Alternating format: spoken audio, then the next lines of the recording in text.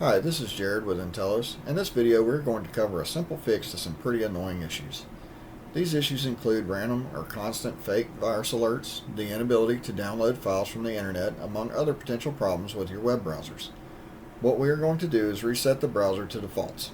Now don't worry, your saved passwords and favorites will stay right where they are. But what this will do is clear any installed extensions and set the general settings of the web browser back to the defaults. We're going to do this as an example in Google Chrome, Microsoft Edge, and in Mozilla Firefox. The procedure is nearly the same in most of these and is pretty similar for other browsers that are out there, especially Chromium-based browsers like Microsoft Edge and Google Chrome. To do this, we're going to start by clicking the three dots in the top right corner of the Edge web browser, since we're going to start there. Go down to Settings, and once it brings up the Settings page, go to Reset Settings. Then click Restore Settings to their default values. It does give you a warning and tell you what it's going to do and what's going to stay where it's supposed to.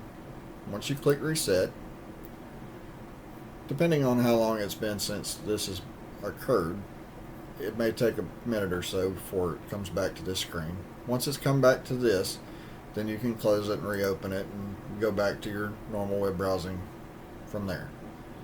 Alright, next we're going to do Google Chrome. Again, just the same as Edge. Click the three dots, go to Settings, Reset Settings, and then reset to the original defaults. It gives you the same or similar warning. Then click Reset Settings, and then it goes back to this page, which tells you it's done. Now, on Mozilla Firefox, it's a slightly different process, but you'll click the three lines, go to Help, and go to More Troubleshooting Information. It will bring up this page. From here, you click Refresh Firefox. Similar warning, and then click Refresh Firefox. This time it actually closes it, does what it needs to do, and then opens Firefox back up.